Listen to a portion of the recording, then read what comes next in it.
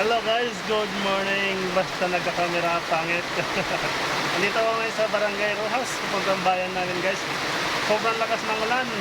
Yan. Yan yung aking motor. Yan. Grabe. Magpapatanggal ako ng mga ano ko sa ulo guys. Yan, patanggal ko. Tatlo yan, meron pa sa likod. Tatlo yan, patanggal ko guys yung gasa. Yan guys, kasi lang mayroon ako napansin na hindi maganda dito sa waiting shed na to. Papakita ko sa inyo kung kayo na lang maghusga kung tama o mali yung kanilang ginawa. Ayan guys. Ayan guys, sobrang lakas ng ulan, naliligo na si kuya. Ito guys, sumilong ako dito. Buti may maupuan pa, kahit paano naman yan. Pero ang hindi ko lang matanggap-tanggap sa aking sarili ay ito. Isang tricycle dito sa loob na mismo ng waiting shed. Yan. Dito ang sinilong. Sino kaya may-ari nito? Saan kaya nilagay ang utak niya? Yan o. Dapat kasi ang waiting shed ay silungan ng tao. Hindi yung tricycle, no? So, feeling siguro sa kanya itong tricycle. Di, pangalan pa nga dito. Yan o.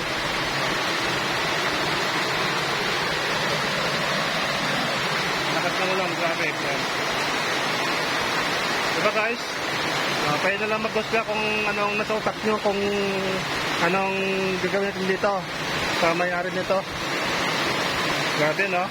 Nilagay niya tricycle sa loob ng waiting shed. So guys, kapapuntang bayan yan.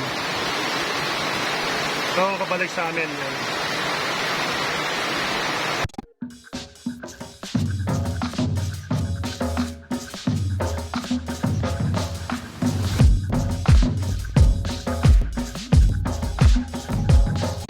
King Adventure guys.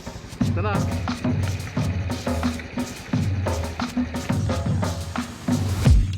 Ayan po. Nahuhuin ko po ang tropa.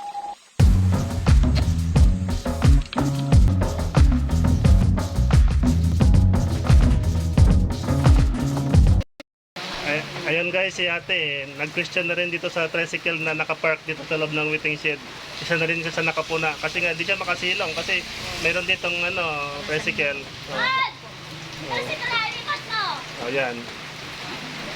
Yung tricycle po nakapark sa waiting shed. Oo, ayan. Sumiyok ka nuta.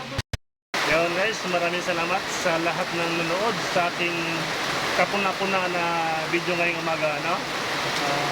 Sana yung may-ari nito ay mapanood niya itong ating vlog para kahit paano ay maisip din niya yung kanyang ginawa, para hindi niya nagagawin sa sunod, saka para hindi parisan, no? Thank you very much. God bless us all. Ito ay vlog lang para para sa mga taong hindi marunong mag-park sa kanilang parkingan, no?